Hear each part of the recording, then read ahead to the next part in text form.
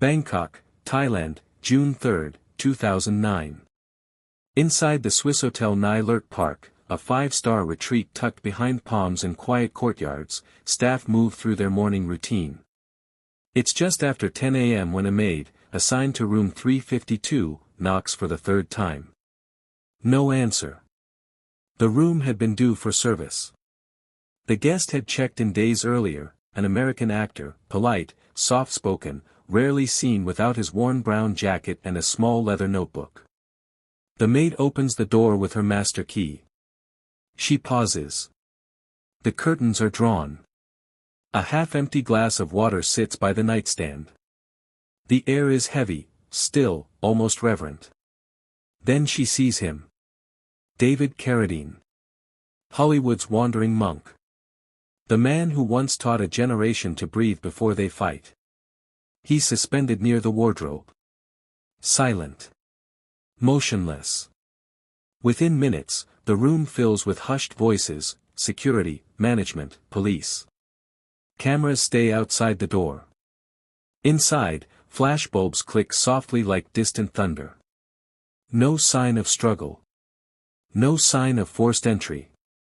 Just a legend, gone, and a silence too strange to name. Across the city, word spreads before noon. An international star found dead in Bangkok, circumstances unclear. In Hollywood, the news travels faster than comprehension. By the time Los Angeles wakes, the story is already breaking on every network.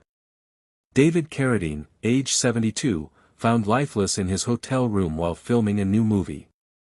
But what really happened inside room 352? Was this a tragic accident? A private ritual gone wrong? Or something darker, something that followed him halfway around the world?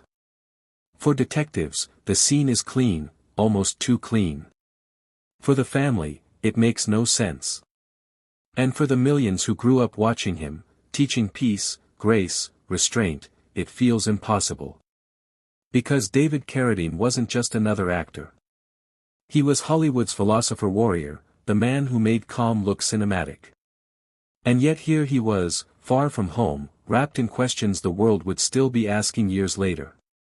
As investigators begin piecing together his final hours, another story emerges, not about how he died, but how he lived.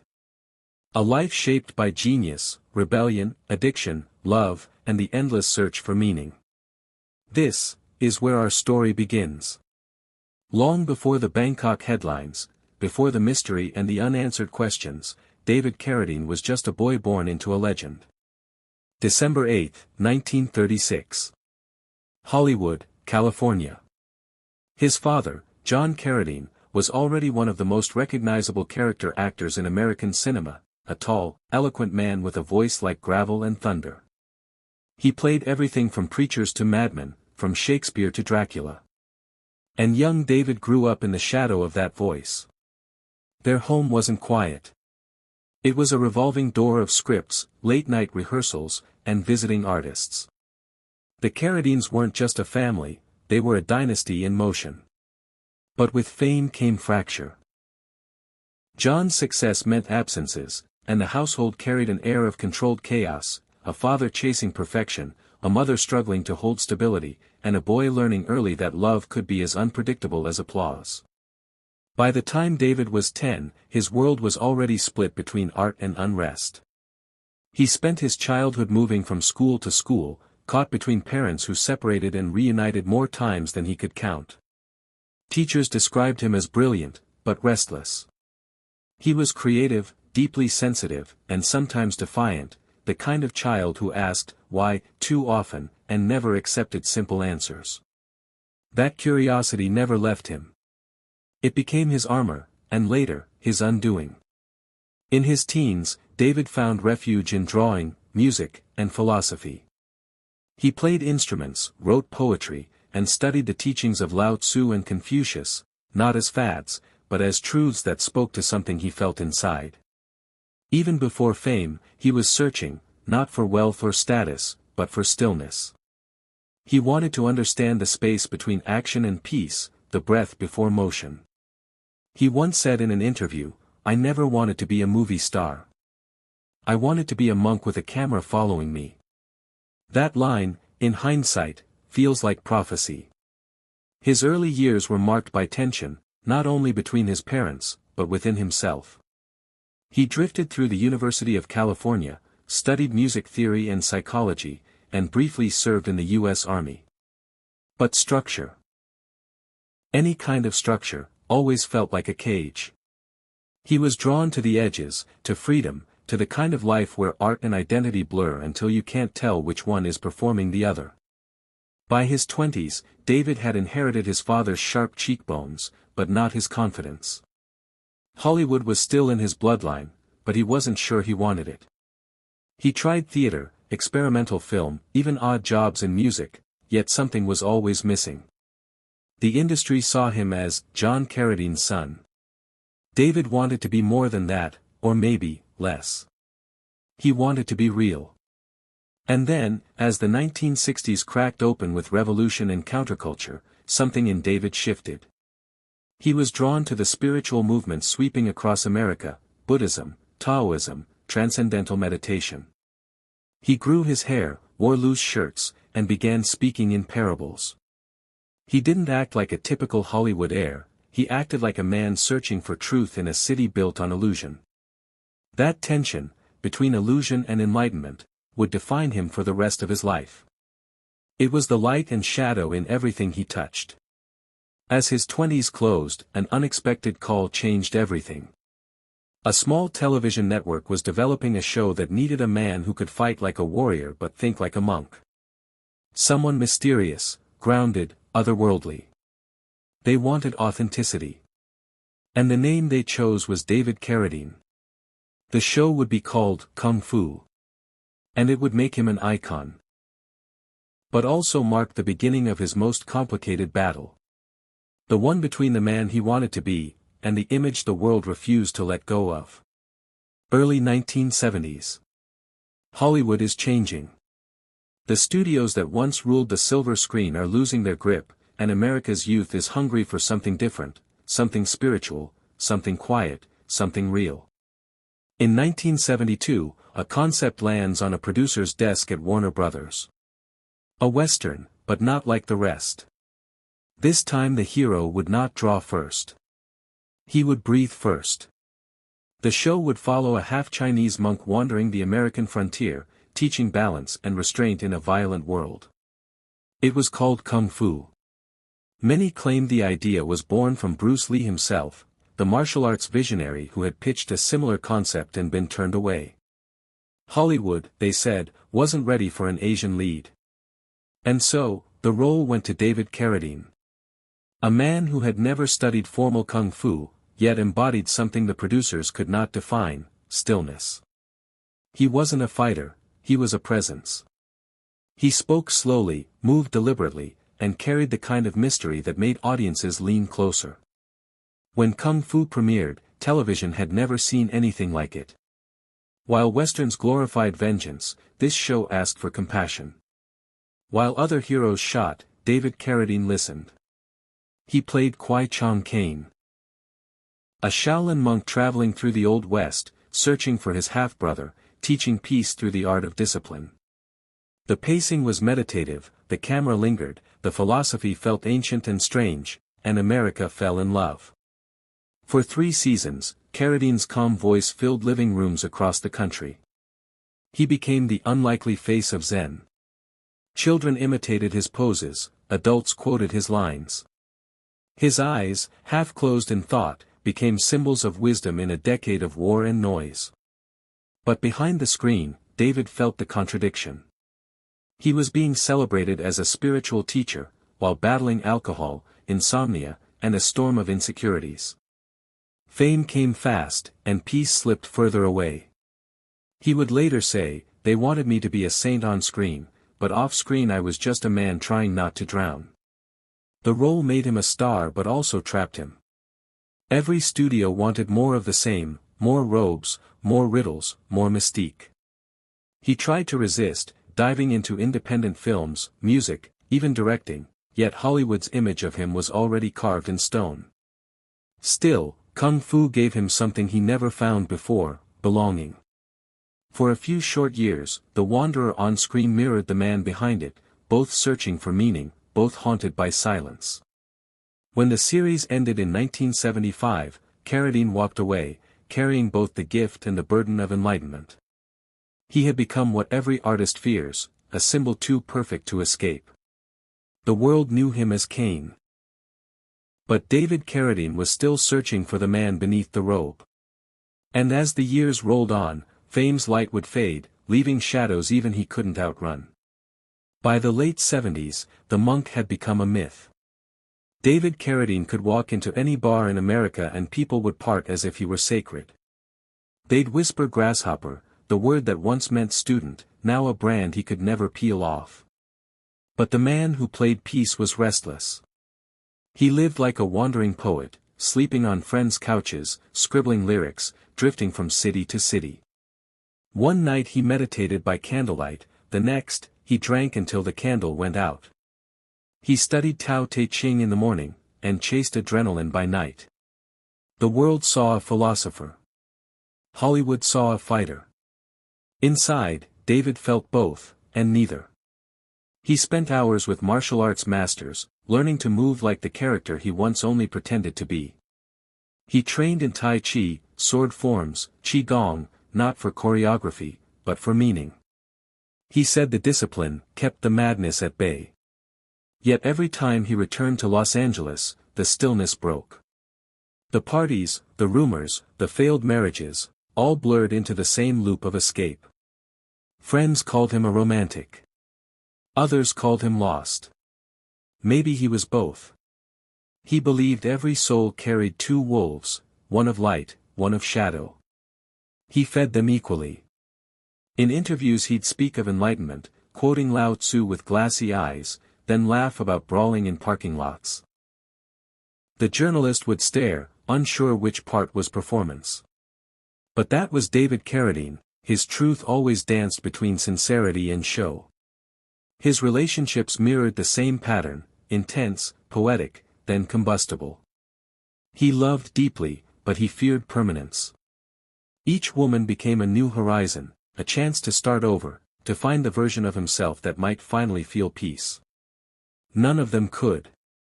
As the decade closed, Carradine's career turned unpredictable, art-house films, music albums, self-directed experiments that blurred philosophy and cinema.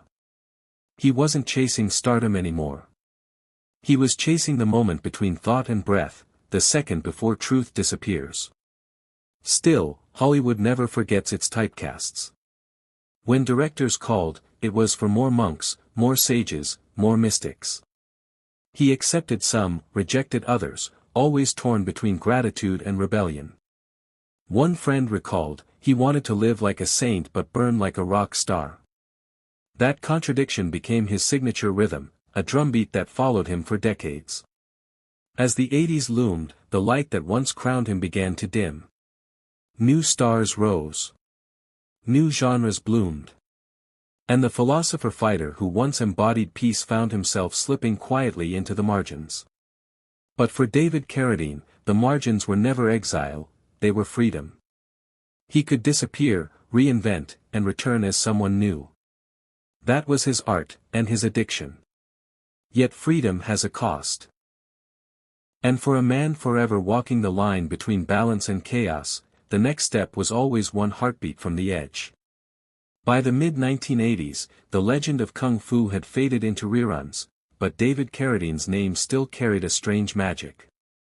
In coffee shops and theaters, strangers would still approach him, not to ask for autographs, but for advice. They wanted the monk, the mystic, the man who spoke in riddles about peace. But the man they met was tired, unpredictable, sometimes lost in his own stories. He'd smile politely, then retreat into silence. Behind that smile, something heavier was building. Carradine was drinking more. He called it a companion in solitude. It dulled the edges of fame and failure, until the two felt the same.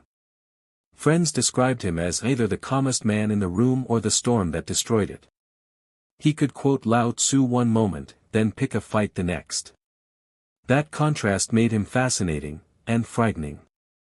He was arrested more than once, bar altercations, reckless driving, public nudity. Each headline chipped away at the mystique he'd built. Yet even then, people defended him. "He's not crazy," one director said. "He's just too awake for this world." But awareness without anchor becomes torment. And David Carradine's anchor, love, was breaking. He married 5 times. Each love story began like poetry and ended like confession. Women adored his intensity, the way he listened, the way he seemed to see them. But life with him was a labyrinth of moods, obsessions, and sudden disappearances. He'd vanish for days, return with gifts and apologies, promising clarity. Then the pattern would start again. One ex-wife said, he could meditate for hours on forgiveness, but he couldn't forgive himself. He sought redemption through art, directing small films that no studio wanted, recording music that no label understood. Critics dismissed them. Audiences ignored them. But for David, those projects were therapy. They were the only spaces where he didn't have to play a role. His home was filled with instruments, incense, scripts, and the quiet hum of isolation. He'd call friends late at night, rambling about energy, spirit, destiny. They'd listen, unsure if he was reaching out, or just speaking into the void. Hollywood moved on without him. The blockbusters grew louder, the heroes more muscular, the wisdom less quiet. David drifted into smaller films, international projects, voiceovers, conventions, anywhere he could still perform, still feel that connection between himself and an audience. And yet, even in the shadows, he remained magnetic. You could never quite look away from him. He had the eyes of a man who'd seen beauty and chaos and somehow called both home. But that kind of soul is rarely at peace for long. Inside, the storm was building, quietly, invisibly, like pressure under glass. And soon, it would begin to seep into every part of his life. David Carradine had spent decades teaching others about balance. But his own was slipping. And when the storm finally broke, it would carry him farther than anyone imagined, across oceans, across borders, and eventually into a hotel room in Bangkok. By the late 1980s, Hollywood had forgotten its monk. The billboards that once carried David Carradine's face were now filled with explosions, sequels, and new kinds of heroes, louder, harder, faster. The world no longer wanted silence, it wanted spectacle. For David, that change felt like exile. He was too spiritual for the action genre, too unpredictable for the family dramas, too strange for the system that once crowned him. So he drifted, not just geographically, but spiritually. One year he was in Italy filming a spaghetti-style revenge thriller. The next, a low-budget sci-fi film in Canada. Then a commercial in Japan, a voiceover in France, a martial arts cameo in a forgotten American B-movie. Each project was a passport stamp, another attempt to stay seen. He didn't chase fame anymore. He chased purpose. Something to make the camera feel alive again. Between sets, he wrote poetry on hotel stationery. He sketched self-portraits, played guitar for strangers, talked about energy fields and the nature of death. He could walk into a crew lunch and transform it into a philosophy class. One young actor said, working with David was like filming inside a temple, except the monk might break into a blues solo halfway through. But drifting has its cost. As the checks grew smaller, the loneliness grew larger. Hollywood was still his orbit, but he was no longer its center. He became a myth wandering through his own history, a face everyone recognized, but few truly remembered. He once told a reporter, "I'm not a has-been. I'm a maybe again." And he was right. Because under the surface, the world was quietly rediscovering him. College students who grew up on VHS tapes of Kung Fu began hosting retro screenings. Independent directors admired his rawness, that unpredictable, unpolished energy that Hollywood now lacked. To them, Carradine wasn't an old relic. He was a rebellion made human. Then came Quentin Tarantino, a filmmaker who collected broken legends and polished them until they glowed.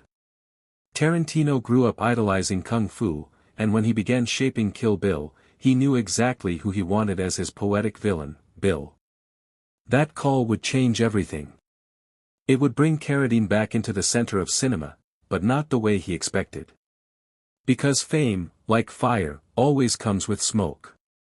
Before Kill Bill, there was still a decade of drifting, films no one saw, dreams no one understood, and a man quietly learning that resurrection always comes with a price. In the years before Kill Bill, David Carradine lived like a man between worlds. Not quite forgotten, but no longer belonging. He had tasted fame, lost it, and now moved through life with the quiet grace of someone who'd stopped chasing applause. He began waking early.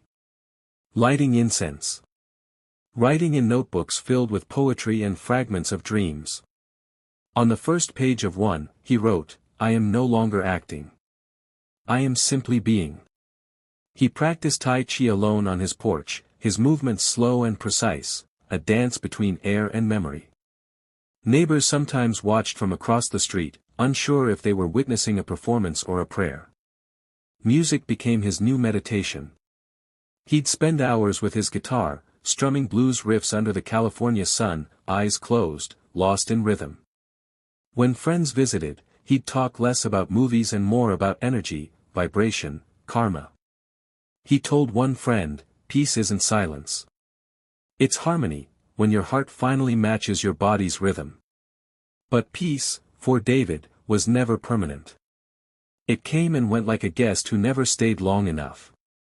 The same restlessness that fueled his art still followed him. He'd speak of detachment one day, and fly to Europe the next, chasing new collaborations, new loves, new philosophies. Still, there was change in him. He had learned how to breathe through pain, to watch his thoughts instead of fighting them. He took long drives along the Pacific Coast Highway, saying he felt closer to the ocean than to people. He began sketching again, faces of strangers, waves, monks walking alone on mountains. Each drawing looked like a fragment of himself. At times, he seemed reborn, a man finally at ease with his own legend. But at other times, friends sensed something fragile beneath the calm. He'd talk about death casually, almost romantically. He said he believed it wasn't an ending, just a doorway that only the brave can walk through. In 1998, Carradine published a memoir, Endless Highway. It wasn't a Hollywood confession, it was a philosophical travelogue, blending truth, myth, and meditation. He wrote about his father, his lovers, his failures, and the cosmic humor of being human. The book didn't sell millions, but to those who read it, it felt like scripture written by a man still seeking God in his own reflection. He began giving interviews again, but he no longer cared for fame's ritual. He'd answer questions about Hollywood with a shrug, then drift into talk about chi energy, reincarnation, and destiny. One journalist noted, it was like interviewing a poet trapped inside a philosopher trapped inside an actor. And maybe that's who David Carradine really was, a layered soul, never meant for one definition. As the new millennium approached, Carradine was still wandering, but something was shifting in his orbit. Filmmakers began calling again. Younger audiences, raised on reruns of Kung Fu, now saw him as the embodiment of old wisdom. He was becoming the sage for a new generation. He didn't know it yet, but another director, a lifelong fan, was about to rewrite his story. A filmmaker who saw not just the actor, but the contradiction, the beauty, the madness. That director's name was Quentin Tarantino. For David Carradine, peace was never stillness, it was motion. And once again, the universe was about to pull him back into motion. Into light, into legend, and ultimately, into danger. By the early 2000s, David Carradine had stepped back into the light. Kill Bill was about to premiere, and his name once again shimmered across marquees, a resurrection that felt almost cosmic. He was older now, calmer on the outside, but the same contradictions lingered beneath. Fame had come back, but peace still came and went like weather. At home, he lived with Annie Bierman, the woman who would become his fifth wife, and, in many ways, his last great love. Annie was strong, intuitive, protective. She saw not the myth, but the man beneath it. She once said, he didn't need saving, he just needed someone who wouldn't run. They married in 2004, surrounded by family, laughter, and quiet optimism. Carradine seemed centered for the first time in decades. He dedicated songs to her, brought her on sets, and told friends he'd finally found the calm in the storm. But the calm didn't last. Old habits don't vanish, they evolve. When the cameras stopped rolling and the crowds faded, a different silence crept in. He began withdrawing again, spending hours in his study, writing letters to himself, playing guitar until sunrise. He told Annie he was listening to the universe, but sometimes, she admitted, it felt like he was already halfway gone. His new fame from Kill Bill didn't bring comfort, it reopened the same wounds he'd carried since Kung Fu. People wanted the character, not the man. On red carpets, reporters asked about Tarantino, about samurai swords, about philosophy, never about David. He smiled through it, but friends could see the fatigue behind his eyes. He once whispered to a co-star, "It's strange being famous for peace when you're fighting yourself every day." Annie loved him fiercely, but she was also exhausted. He could be brilliant and childlike, then distant and unreachable. He'd disappear into music or meditation for days, then return with an apology and a poem. She stayed, perhaps out of love, perhaps out of awe, or maybe because leaving someone like David Carradine never felt like an option. There were moments of light, family dinners, laughter, long drives down Sunset Boulevard with jazz on the radio. But beneath it all was the same quiet ache that had followed him since youth, the ache of being seen by millions yet truly known by none. He told an interviewer, "Solitude is both my temple and my prison." It was the most honest line he ever gave the press. In those years, Carradine's spiritual explorations deepened. He studied tantric philosophy, ancient rituals of energy and connection, always searching for a deeper bridge between the physical and the divine. Some called it enlightenment, others called it obsession. But to him, it was simply curiosity, the last frontier of a restless soul. And like every pursuit before it, it blurred the line between transcendence and danger. In love, he found devotion. In solitude, he found reflection. But somewhere between the two, David Carradine began to disappear, not all at once, but piece by piece. For nearly 30 years, David Carradine had drifted through the outskirts of Hollywood, half forgotten, half myth. Then, in 2003, a filmmaker with a taste for resurrection called his name. Quentin Tarantino. Tarantino had grown up watching Kung Fu, studying every pause, every whisper, every gesture of the man who moved slower than the world and somehow made that stillness feel dangerous. To him, Carradine was never washed up, he was timeless. When Quentin wrote Kill Bill, he created Bill not as a villain, but as a philosophy, a man of violence who spoke with poetry, who killed with grace, who loved and destroyed with the same breath. And there was only one actor who could walk that line. David Carradine. Soft electric guitar note, faintly echoing the Kill Bill theme. When he got the call, Carradine didn't hesitate. He said, "I've been waiting for this conversation my whole life." Filming began, and from the first day on set, it was clear, David was back. Older, sharper, unpredictable. He carried the energy of a man who had lived every line he spoke. Between takes, he played the flute. He told stories of Zen and death and love as if each sentence were carved from memory. Tarantino didn't direct him, he unleashed him. Pause. Slow rise of applause. When Kill Bill finally premiered, audiences around the world leaned forward in awe. Carradine's presence was magnetic, calm and lethal, gentle and terrifying. The role of Bill became his second coming. Critics called it a masterclass in stillness. Younger actors studied him, older ones envied him. But fame, as always, came wrapped in irony.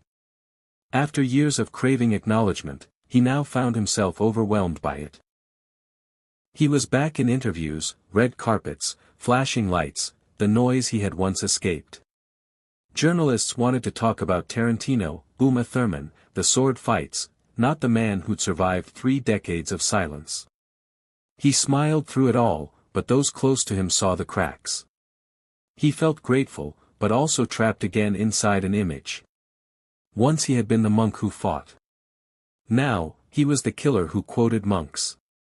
In one interview, when asked how it felt to be reborn, Carradine chuckled quietly. He said, "Rebirth is funny. You come back older, and the world still expects the same fire." He was nominated for awards, honored by critics, celebrated at film festivals, yet at home, he was uneasy. He wrote letters to friends saying he felt both seen and invisible at the same time. He told one of his daughters, "I think fame is a ghost that doesn't know it's dead." After Kill Bill, he worked constantly, thrillers, indie films, voice roles, cameos. The momentum felt unstoppable. But rest was rare. And inside him, the same pattern quietly resurfaced: long nights, sleepless thoughts, obsessions with philosophy, and the ever-deepening pull toward the metaphysical. He began exploring life's edges again, experimenting with energy rituals, meditative practices, and extreme forms of spiritual discipline. To outsiders, it was eccentric. To him, it was necessary. He was chasing something no role, no script, no applause could give. The moment where body, mind, and spirit dissolve into one. He was chasing stillness. But the echo of fame is never still. It keeps calling your name, even when you're ready to rest. And soon, the echo would lead David Carradine far from Hollywood, to a city of neon lights, foreign tongues, and a silence no one would understand until it was too late. Spring, 2009. David Carradine boards a flight from Los Angeles to Bangkok, seat near the window, notebook in his lap, pen tucked behind one ear. He is 72, lean, weathered, still carrying that same quiet charisma that never really aged. He's flying east to begin filming a new movie, a low-budget action film called Stretch. It isn't a blockbuster. It isn't glamorous. But to David, it's another chance to move. To perform. To be alive. He once told a friend, "Every time I go back to Asia, I feel like I'm visiting a past life." Maybe he meant it metaphorically. Maybe not. Thailand greeted him with humidity, chaos, and calm, all at once. He checked into the Swiss hotel Nai Lert Park, a luxury hotel tucked away behind a garden of palms and orchids. He was alone, as usual. No entourage. No assistants. Just him, a suitcase, and a few scripts. The crew remembered him as professional but distant. He came to set on time, delivered his lines with precision, and spent breaks quietly meditating in corners or playing flute near the trailers. One production assistant said, he seemed peaceful. But not happy. Like someone preparing for something. At night, he dined alone or took walks through Bangkok's crowded streets. Locals sometimes recognized him, the man from Kung Fu, and he'd smile, bow slightly, and keep walking. He spoke often about energy, about destiny, about cycles closing. To some, it sounded poetic. To others, unsettling. Bangkok was a city of contradictions, chaos wrapped in calm. And maybe that's why David felt at home there. He had spent a lifetime drifting between opposites, fame and solitude, love and distance, life and its reflection. Now, surrounded by temples and neon, it was as if both halves of him had finally found the same map. He wrote letters from his hotel room, short, cryptic notes to friends and family. One read, "I feel ancient, but alive. The city hums like a prayer I can't quite remember." He spoke to Annie on the phone several times. The calls were affectionate but brief. He told her he was tired, but fine. She sensed a distance, not emotional, but cosmic. As if he were already halfway between here and somewhere else. The Stretch crew noticed that he often lingered alone after shooting. He'd stay by the set long after others left, sitting quietly under the warm yellow lights. When someone asked what he was doing, he said, listening to the world breathe. It was the kind of answer only David Carradine would give, part mystic, part metaphor. But in hindsight, it carried an echo of farewell. By June, production had nearly wrapped. The team was preparing for the weekend, for rest, for drinks. Carradine said he wanted an early night. He smiled, thanked them all, and returned to his hotel. Room 352. No one knew it then, not the crew, not the staff, not even the city itself. But David Carradine's lifelong search for stillness was about to reach its final chapter. And by morning, the world would wake to a mystery that no one could explain. When David Carradine stepped off the set of Stretch on June 2, 2009, nothing about that night seemed unusual. The crew wrapped up early. The weather was thick and humid, Bangkok's kind of heat, the kind that makes you slow down. He thanked the director, hugged a few cast members, and told them he'd see them tomorrow. No one knew there wouldn't be a tomorrow. The production driver dropped him at the Swissôtel Nylert Park just before 9 p.m. CCTV caught him in the lobby, khaki shirt, small leather satchel, that same half-smile that always seemed caught between peace and exhaustion. He greeted the front desk clerk with a quiet, "Sawas di Krupp," the Thai hello he'd picked up on set. Then he took the elevator alone to room 352. That's where the trail begins, and ends. Hotel staff say he ordered water, no alcohol. He was seen again around 9:30 p.m. walking through the garden, no entourage, no calls for company. Just David, barefoot on stone, humming a tune no one recognized. After that, he vanished into the privacy of his room. The next morning, June 4th, a maid knocked, once, twice, 3 times. No answer. She thought he was out filming. She slid her keycard and opened the door. The lights were off. Curtains drawn. A single glass of water on the nightstand. And there, near the wardrobe, was David Carradine. Hanging. Still. No struggle. No note. No sign of anyone else. The maid froze. Then screamed. Security arrived. Then management. And within minutes, the hotel that had started the day in silence was surrounded by police and flashing cameras. The first thing investigators noticed was how calm the scene looked, almost staged. There were no overturned chairs, no broken furniture, no forced entry. Just a rope, a few personal items, and the man who once embodied tranquility now caught in its cruelest illusion. The local police called it an accident almost immediately, a tragic case of autoerotic asphyxiation. But when the news reached the United States, that explanation didn't sit right. Not with his family. Not with Hollywood. Not with anyone who knew how careful, disciplined, and spiritual David had become. Annie Bierman, his wife, heard the news while at home in Los Angeles. She said her heart stopped. She didn't believe it. She couldn't. She told reporters, David wasn't careless. Whatever happened in that room, someone else was there. And that single statement, one wife's disbelief, turned a tragedy into a global mystery. Over the next 24 hours, Thai police held a press conference. They stood firm, no foul play, no evidence of intrusion. But journalists dug deeper, questioning the inconsistencies, the missing DNA samples, the untested fingerprints, the conflicting time stamps. And quietly, behind the flashbulbs, another story began to form. A story not just about how David Carradine died, but about what, or who, he might have trusted in those final moments. In less than 48 hours, the search for stillness had turned into an international investigation. And the man who once taught the world to breathe, had left everyone holding theirs. The first officer to enter room 352 was young, too young, maybe, for the kind of scene that doesn't leave your mind. He'd been told a foreign actor was found unresponsive. What he walked into felt, deliberate. Still. Almost ceremonial. David Carradine hung near the wardrobe, a curtain cord looped around his neck and another around his body. His hands were not bound. His feet just inches above the floor. To investigators, it didn't look like a suicide. But it didn't look like murder either. There were no signs of struggle, no bruising on the arms, no broken fingernails, no forced door locks.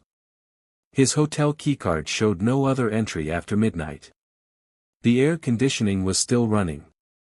And on the nightstand, a bottle of water, his glasses, a half-written note that wasn't a suicide letter. Just a few words, almost poetic. Tomorrow comes, but we never do.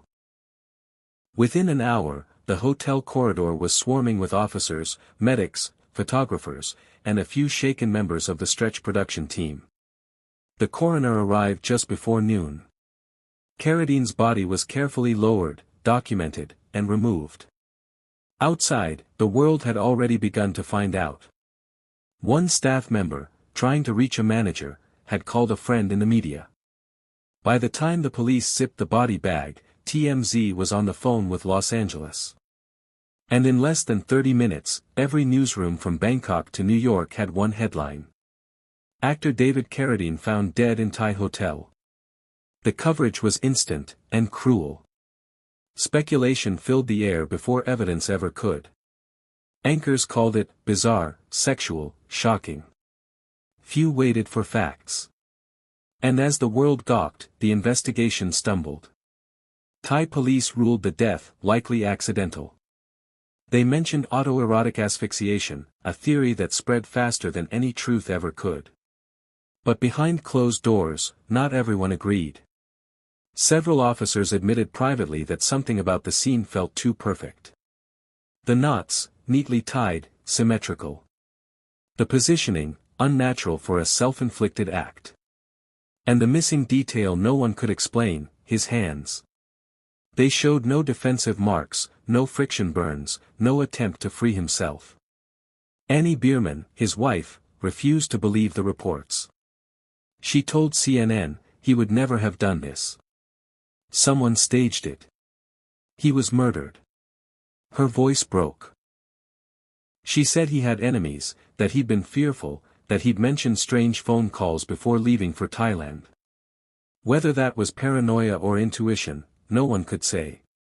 Meanwhile, the U.S. Embassy pushed for transparency. FBI liaisons requested evidence handling and photographic records. But by then, the scene had already been cleaned. Room 352 was back in rotation within 48 hours. Sheets replaced. Curtains rehung. Potential DNA, gone forever. What should have been a forensic investigation turned into a media storm. And the truth, whatever it was, got buried under headlines that never stopped echoing. From that moment on, David Carradine's death would live in two versions. The official story, and the story no one could prove. The autopsy began just hours after David Carradine's body was found. Bangkok Metropolitan Police handed the case to local medical examiners, and from the start, their report raised more questions than it answered. The official summary called it death by accidental asphyxiation. But within that same report were contradictions. Minor bruising that didn't match the supposed rope pattern. Marks on the neck inconsistent with a single loop. And internal evidence that hinted at something more complicated. There was no note. No clear timeline. And several lab tests, including full toxicology, were never completed. The Thai police quickly briefed reporters. They said David had likely died from a private act gone wrong. The phrase made global headlines, and instantly defined the narrative. But in Los Angeles, his family was furious. His brother, Keith Carradine, and half-brother Robert called a press conference. Keith's voice trembled as he said, "We are deeply disturbed by how quickly conclusions were made. David deserved dignity. He deserved the truth." Annie Bierman, his widow, hired private investigators and arranged for his body to be flown back to the United States. She refused to let his story end in rumor. When the second autopsy was performed in Los Angeles, new findings emerged. The medical examiner confirmed asphyxiation, yes, but could not determine intent. No clear evidence of sexual activity was found. No drugs. No alcohol. And the marks on his neck? They appeared horizontal, not angled, suggesting manual adjustment, not a fall from height. Forensic experts weighed in publicly. Some said the Thai conclusion was plausible, others called it careless. One pathologist noted, the position of the body is inconsistent with self-inflicted hanging. It looks staged, or at least repositioned. Still, without preserved evidence from the hotel room, the U.S. team could only speculate. Every potential clue had been wiped away within days of his death. And that, more than anything, fueled suspicion. Annie told Larry King Live, David was exploring spirituality, not self-destruction. He was disciplined, careful. He didn't take reckless chances. Her eyes welled up, but her tone was firm. She wanted answers, not theories. In the months that followed, private investigators retraced David's last steps. They interviewed crew members, hotel staff, and Thai authorities. Several small details stood out. A broken shoelace found under the bed. Unidentified fingerprints on the doorframe. A missing hotel security log for the early morning hours of June 4. Individually, none of it proved foul play.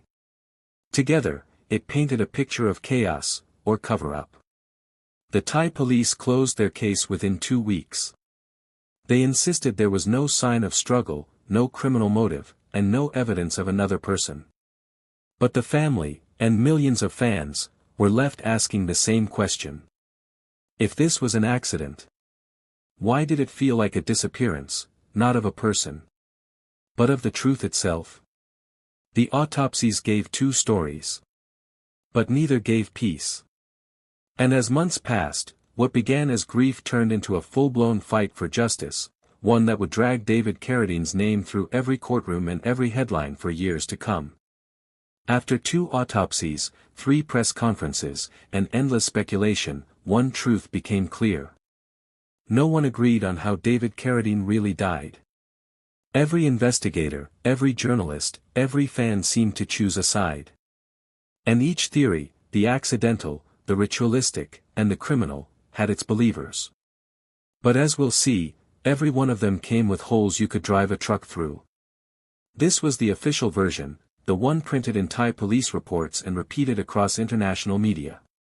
The idea was simple, a private act of autoerotic asphyxiation, an attempt to heighten sensation that went fatally wrong.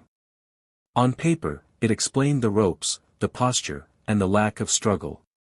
But reality didn't fit so neatly. David Carradine wasn't reckless. He was meticulous. Especially about physical control. Friends said he'd been practicing advanced forms of meditation and tantric breathing, spiritual, not sexual. And the police theory overlooked one crucial detail: there were 2 cords, tied in 2 different directions. Not one rope looped for sensation, but a setup that made no physiological sense for self-indulgence. And if this had been an accident, why was the evidence handled so fast? Why was the body moved, the room cleaned, the items destroyed before outside investigators even arrived? No one could answer that. They just moved on. This theory didn't come from tabloids, it came from those who knew David's deeper interests. In the years before his death, he'd immersed himself in ancient mysticism, energy work, transcendence, and even ritual practices meant to push the boundaries between life and spirit. He'd spoken openly about testing the threshold, the moment when the body gives in but the consciousness remains aware. To some, it sounded philosophical. To others, it sounded dangerous. Friends described how he talked about merging death and meditation. How he believed that stillness could unlock enlightenment. It was never meant to be literal, but what if, that night, curiosity went too far? One of his notebooks, later found in Los Angeles, contained a passage he'd written months earlier. When breath is taken willingly, the door opens. No one knew what he meant. And now, they never would. This was Annie Bierman's belief, and she held to it with fire in her voice. She told investigators that David had received strange phone calls before leaving for Thailand. He'd been worried about people watching him. He had confided that he felt used by someone connected to the production. And she believed that someone was with him that night, and left before morning. The evidence wasn't strong, but it was unsettling. There were unidentified fingerprints on the room's balcony door. A hotel key log that went missing for the early hours of June 4. And the fact that several personal items, including his cell phone, were never recovered. Even stranger, a hotel staff member initially reported seeing a woman in black leaving Carradine's floor around 5 a.m. By the next day, that witness retracted the statement. No explanation given. If this theory is true, it means David Carradine didn't die alone. And that the story of a private accident might have been a cover for something far more calculated. But no evidence was ever strong enough to prove murder, only to make it impossible to forget the possibility. Every theory circles back to one constant. The contradictions in the evidence. The silence from officials. And the uncomfortable truth that one of Hollywood's most spiritual men died in the loneliest, most humiliating way imaginable, or at least, that's how they made it seem. When the facts stop making sense, you're left with motives. And in David Carradine's case, every motive, spiritual, accidental, or sinister, reveals more about the man himself than it does about his death. When news of David Carradine's death reached Los Angeles, it didn't arrive like tragedy, it arrived like scandal. Morning shows led with words like bizarre and sexual. Late-night hosts turned it into punchlines before the autopsy ink was even dry. And for the people who had known him, worked with him, laughed with him, it felt like watching a man's life get erased by rumor in real time. Hollywood is a city that pretends to honor its fallen, but it struggles with discomfort. A mysterious death doesn't fit into the red carpet narrative. So the same industry that once called Carradine a philosopher now called him a cautionary tale. Quentin Tarantino, still shaken, told reporters he was heartbroken and confused. Uma Thurman, his Kill Bill co-star, wept on camera. She said, he was gentle. He was wise. And he deserved better than gossip. But most studios stayed quiet. No tributes. No memorial billboards. For weeks it was as if Hollywood had collectively turned its head. Friends in the martial arts community organized small vigils instead, candles, flutes, soft chanting. They remembered the man who spoke about balance and compassion, not the headlines that reduced him to a tabloid joke. One of his longtime students said, he spent his life teaching calm. And in the end, they gave him chaos. Journalists who tried to pursue the real story found doors closing. The Thai authorities stopped answering questions. The U.S. Embassy had nothing new to share. And every major outlet decided that the sensational version got more clicks than the truthful one. Behind the scenes, his family fought for his name. They asked networks to retract false claims, to remove graphic images leaked from the scene. Some did. Most didn't. And quietly, a strange shift began. Fans who had once celebrated Carradine as the calm monk of Kung Fu now saw him as the man who died that way. One line in a police report became the defining headline of his entire existence. It's what fame does best, build a myth, then betray it. A few directors tried to speak out. Roger Corman, who had worked with Carradine decades earlier, said, he lived the kind of life that scared people because it was too honest. But his words never made the evening news. And so, for months, the story stayed stuck between tragedy and spectacle, a man's search for meaning rewritten as humiliation. Hollywood forgot the student, the poet, the seeker. It remembered only the scandal. But for those who knew him, the question never faded. How does a man spend a lifetime teaching peace, and leave the world in mystery? In the months after David Carradine's death, silence turned into battle. For his family, grief wasn't enough, they needed answers. But every door they knocked on led to another shrug, another missing file, another no comment.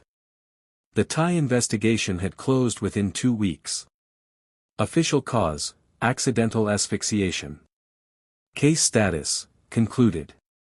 But for the Carradines, nothing about that felt concluded. His wife, Annie Bierman, began gathering evidence on her own. She contacted private investigators, medical experts, even spiritual advisors. She said, "If they won't find the truth, I will." In December 2009, Annie filed a wrongful death lawsuit in Los Angeles Superior Court. The defendants, the film production company behind Stretch. Her claim was that David had been left in unsafe conditions, with no oversight or security. She alleged that negligence, or worse, had played a role in his death. The filing made headlines again, reopening wounds that had barely begun to heal. Reporters called it the case that won't rest.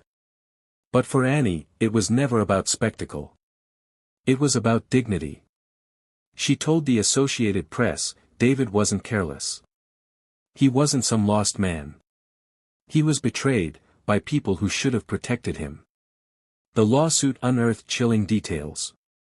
Documents revealed the production had booked Carradine into the hotel alone, no assistant, no translator, no on-site medic. He had reportedly voiced safety concerns before filming began, saying he didn't feel secure traveling solo in a foreign country. Those concerns, Annie claimed, were ignored. The defense argued otherwise. They called it an unforeseeable, tragic accident, a private act, not a professional oversight. But the more the court reviewed, the more the inconsistencies grew. Witnesses from the set described missing footage from the night before his death. One crew member admitted that the local production office received phone calls that morning, hours before the body was discovered, from someone asking about David's schedule. Those calls were never traced. Through it all, Annie refused to retreat. She said, "They took away his peace.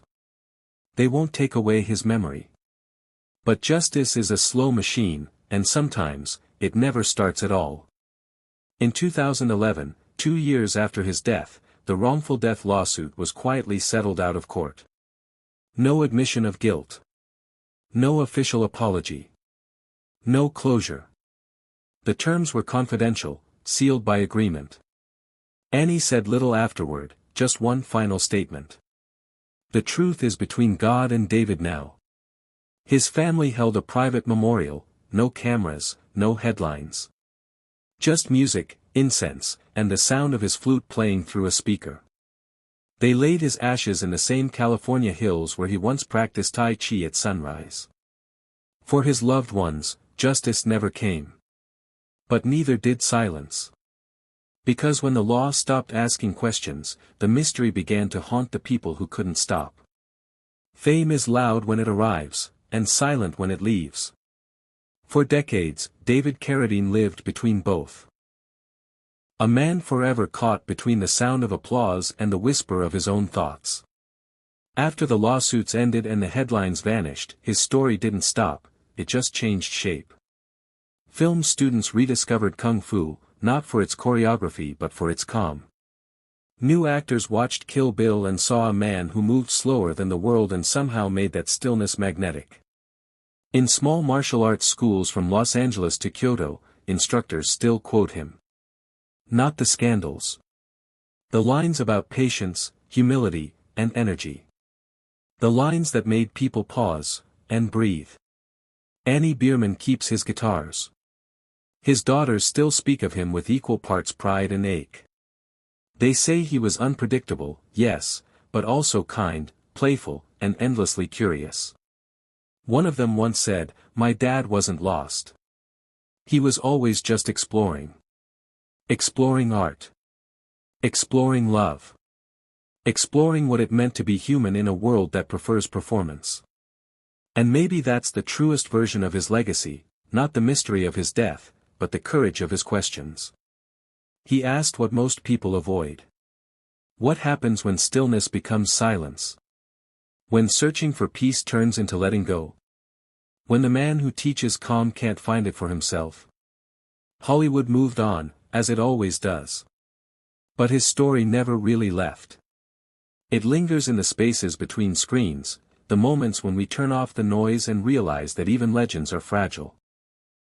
He once wrote in a notebook, "We're all actors in search of a script that feels true." Maybe that's why people still talk about him. Because in the end, David Carradine wasn't playing a role, he was trying to write one for his soul.